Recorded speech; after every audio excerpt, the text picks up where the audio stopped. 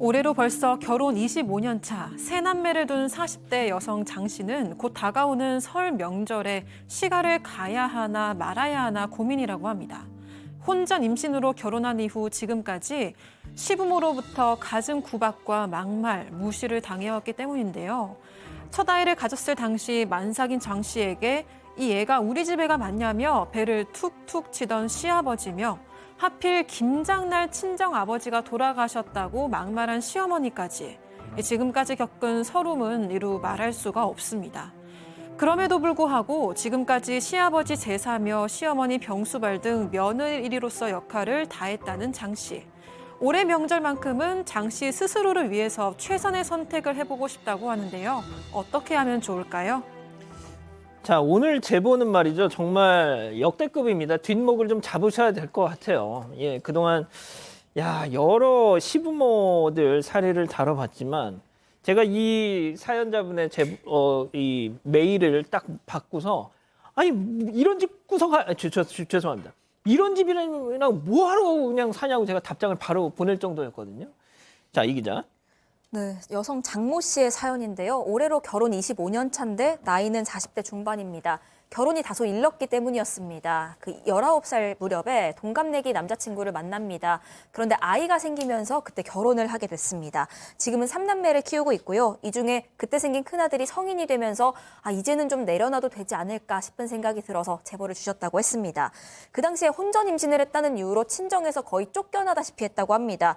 이렇게 시작하다 보니까 아마 시부모님도 얘는 이렇게 무시해도 되나 보다 생각을 했는지 막말이 엄청났다고 하는데 심지어 그 상견례 자리였는데요. 친정 아버지께 개사돈이라는 용어를 쓰기도 하고요. 딸을 잘못 키워서 내 아들 인생 망가졌다. 이런 막말이 오갔습니다. 당연히 수중에 가진 것이 하나 없었기 때문에 결국 이 두 사람은 시부모님이 얻어준 월세 단칸방에서 이 결혼 생활을 시작하게 됩니다. 아니 세상에 사돈 상견례하는 자리에서 개사돈이라니 이게 무슨 소리예요? 교수님. 네, 이건 시작에 불과합니다. 진짜 어마어마합니다. 그러니까 이 시부모님이 맨 처음에는 이제 아들도 이제 다 키워서 이제 어른이 됐으니까 이제 집에 좀 보탬이 되겠구나라고 생각을 했는데 덜컥 애를 갖게 되고 이제부터 돈을 벌어도 집으로 안 오고 애와 자기 처자식을 먹여 살려야 되는 그 상황도 굉장히 싫어하신 것 같다라고 지금 제보자께서 얘기하셨고요. 너무 기가 막힌 건 이 제보자, 남편하고 이 제보자한테 이 시어른들께서 걸어서 한 10발자국 정도밖에 안 되는 곳에 월세 집을 조그만 거 방을 하나 얻어줬어요. 근데 술만 마시면 이 시아버지가 와서 주사를 부리는데 예. 만삭이 된 며느리 배를 툭툭툭 치면서 이 애 내 아들 새끼는 맞냐? 이런 식으로 얘기를 한 거예요. 그러니까 얼마나 시아버지가 주사를 부린 겁니다. 술 취해서 그것도 여러 번. 그러니까 그때 너무 어린 나이에 놀라고 정말 서럽고 수치스러웠다고 합니다. 며느리 배를 툭툭 치면서 이게 내 손주는 맞냐 이 얘기잖아요. 말이 됩니까? 깜짝 놀랐습니다. 자, 팀장님. 이게 지금 제가 말을 잊질 못해가지고 잠깐 멈췄는데. 예. 팀장님 이거 가만 두시겠어요 이거? 손 가지고 때리면 안 되고요. 일단은 그 남편 같은 경우에는 여자를 도와주지 못하고 사회 초년생이고 이제 직장에 들어가다 보니까 회식이 많지 않습니까? 매일같이 술 취해 들어왔다는 거예요. 그러니까 아내가 이렇게 말했습니다. 시아버지가 밤에 술 마시 와가지고 문을 두드린다. 어떻게 하면 좋겠냐 하면 아내를 위로하고 도와줘야 되는데 뭐라고 했냐면 아빠가 원래 그래. 그걸 문 열어주지 마. 이렇게 아내를 도와주는 게 아니고 좀 대수롭지 않게 생각하면서 했다는가. 아내의 말에 공감도 안 하고 배려도 안 해준 건데요. 그 후로도 남편은 철저히 네가 알아서 해. 이런 방관자였다고 하는데요. 그러니까 힘들다고 해도 귀담아 들어주지도 않고 옛날에 이제 진해옥 같은 기억 있지 않습니까? 시어머니 당한 거. 그러니까 그런 생각에 나 시어머니한테 사과받으면 안 될까 했더니 이 남편이나 작자가 뭐라 했냐면 우리 엄마는 그런 행동 기억하지도 못해. 라면서 오히려 아내한테 좋은 걸 안 보여줬기 때문에 이 아내는 상처가 매우 심해졌던 것이죠. 이런 상황에서도 2살 터울로 3남매를 낳으셨대요. 자, 그게 끝이 아닙니다. 식당 일까지 도왔어 또. 그렇죠. 시어머니가 식당 운영하고 있었는데 김치를 매년 300에서 400포기를 담궜다고 합니다. 그래서 이거를 좀 도와줘야 되겠다 생각이 들어서 문제는 이 애 낳은 지 얼마 안 됐을 때 시어머니가 고추를 한 박스 가지고 와서 이 고추 꼭지 다 따라라고 시켰다고 합니다. 그래도 어쩔 수 없이 일을 했는데 꼭지를 다 따고 아이를 만졌답니다. 아마 아이를 좀 빨리 어리니까. 근데 그 손에 매운 기운이 있지 않습니까? 맞아. 아이 얼굴이 붉어지고 다 몸이 다 빨개진 적도 있다라고 합니다. 자, 근데 그거 참 시어머니 알았을 건데 왜 그 말을 안 했느냐, 안 해줬느냐, 이 부분에 대해서 항상 원망을 했다고 합니다. 고추 꼭지를 탁 따고 막 손에 이제 막 매운 그 기가 있는데 애 손을 이렇게 얼굴을 만지면 그게 그냥 난리가 날 거라는 거 시어머니가 뻔히 알고 있었으면서도 그렇게 보고만 있었다. 말을 안 해주고. 야, 자, 그런데 이게 끝이 아닙니다. 더 기가 막힌 일이 있었어요. 네, 셋째까지 낳았을 때, 그러니까 이때가 한 결혼 10년 차 정도 됐을 때였습니다. 이 사연자의 친정아버지가 다소 갑작스럽게 돌아가시게 됐는데 또 하필이면 그날이 그놈의 김장 마지막 날이었던 겁니다. 이 장 씨가 밤새 병원에 있다가 그 시어머니에게 전화를 해서요. 오늘 김장 못 갈 것 같다. 아버지가 돌아가셨다. 이렇게 얘기를 했답니다. 그랬더니 돌아오는 얘기가 왜 하필 오늘 김장날 돌아가시냐 였다는 거였습니다. 결국 이 시부모 둘 다 그 김장 마무리해야 한다는 이유로 조문도 안 왔습니다. 자, 이때부터 장 씨는 그 돌아가신 11월이 너무나 힘든 달이 됐고요. 부정맥 또 공황장애까지 앓게 됐습니다. 자, 교수님, 저는 이제 이 보내주신 사연을 제가 읽으면서 사돈의 어떤 빈소에 안 왔다는 거, 전 여기서 이건 상종할 가치가 없는 집이다. 전 그렇게 말씀드렸어요. 네, 그렇습니다. 지금 이제 그러시면서도 뭐 이렇게 될 수도 있는 거 아니냐 뭐 이런 마음을 갖고 계신 것 같은데 사실 이분이 이걸 직면하시는 게 좀 너무 많이 힘드신 것 같아요. 사실 우리 엄마 아빠가 돌아가셨는데 사동 엄마 시어머니 시아버지께서 오지도 않아 봤다. 그리고 그것 때문에 지금 공황장애까지 앓고 있다. 이건 너무 많이 참으신 거죠. 그러니까 우리가 너무 심적으로 괴로우면 그거를 우리 자신을 보호하기 위해서 방어 기제가 시작되는데 그 방어 기제 안에 부정이라는 게 있거든요. 그러니까 이걸 직면하고 싶지 않아서 뭐 이 정도는 있을 수 있나 이런 생각을 좀 하시는 것 같은데 사실은 이 정도로 네 이렇게 학대를 당하시고 착취를 당하실 일은 아닌 것 같습니다. 자, 지금 우리 가족 여러분들이 채팅창에서 아유 이거 거짓말하고 있어. 이런 집이 어디 있어라고 하시고 계세요. 나 이럴 줄 알았어 내가. 자, 제보자분의 얘기 직접 들어보시죠. 아버지 문상도 안 오셨지만 추석이나 이런 때가 있잖아요. 저도 이제 아버지 납고 일단 가야 되는데 이제 항상 일을 시키는 거예요. 그 시간만 되면 가야 되는 시간만 되면 그러면서 뭐 그게 대수냐 뭐 내일 가면 되지 않냐. 내 일에 대해서는 정말 다 무시였어요. 납골당에 있는데 뭐 가서 인사만 하는 거 뭐 내일 가면 되지 않냐 이런 식이에요. 아니 뭐 하는 거야 도대체. 이해가 좀 어려운데 그렇지만 아이들한테는 좀 잘해줬던 것 같아요. 손자죠. 손자, 손녀한테는 잘해줬다고 합니다. 이렇게 또 전화하기도 해요. 애들 택시 태워 보내라. 니는 안 와도 된다. 라고 얘기하기도 하고. 아이고. 근데 이제 아이들이 눈치챌까 봐 나 아이들한테 나 심부름 가서 못 간다라고 정도 얘기를 했다고 하고요.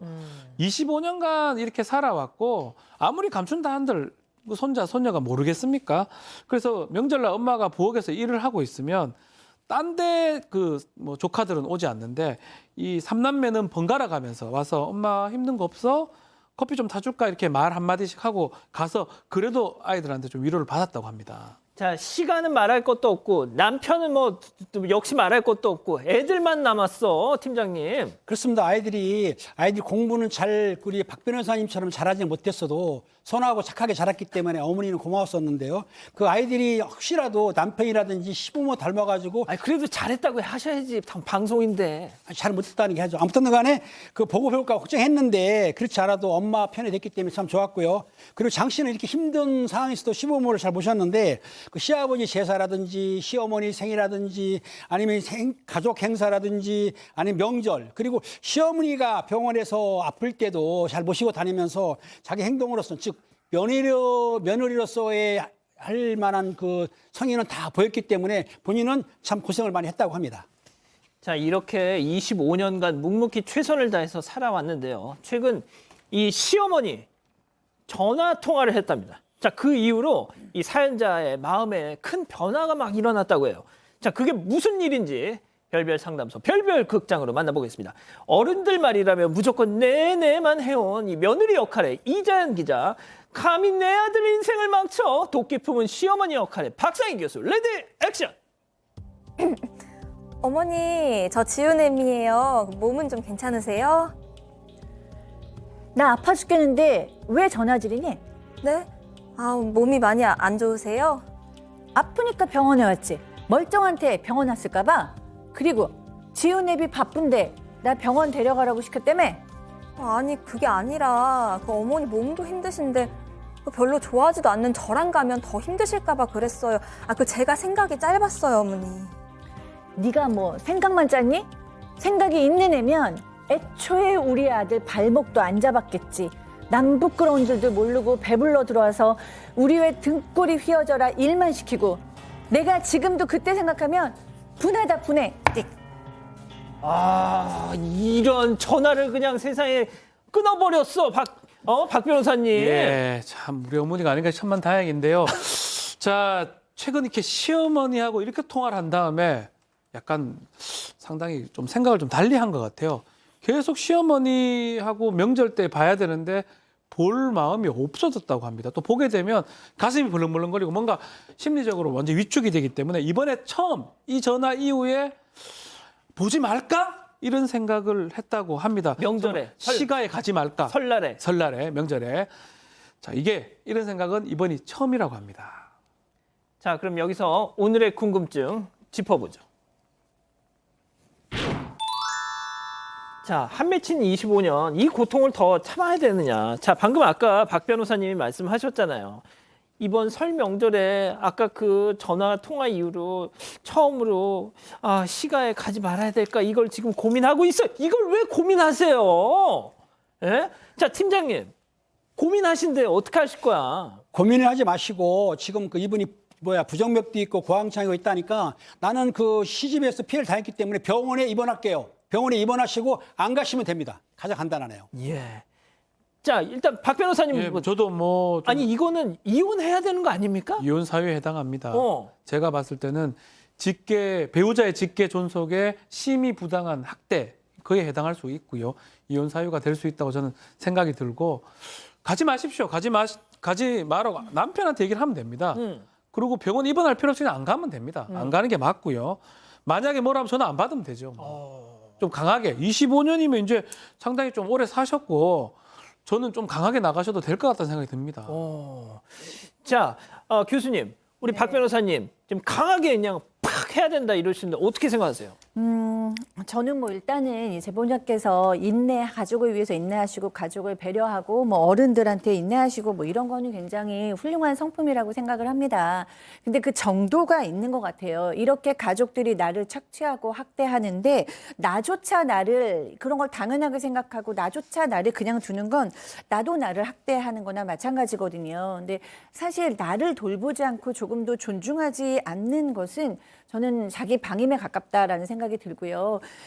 내 자신을 내가 돌봐야 되는 것 무엇일까 한번 좀 진지하게 생각해 보셨으면 좋겠어요. 그러면 굳이 이런 대접을 받는 것은 옳지 않는 것 같습니다. 아니, 지금 채팅창에서 우리 가족 여러분들이 이거 소설이야. 아직도 그 말씀하고 계셔. 네, 맞습니다. 정말 많은 의견 뜨겁게 올라오고 있는데요. 윤수님, 나 같았으면 가서 김장하는 거 다 엎어버리고 퍼붓고 절연했습니다 하셨고요.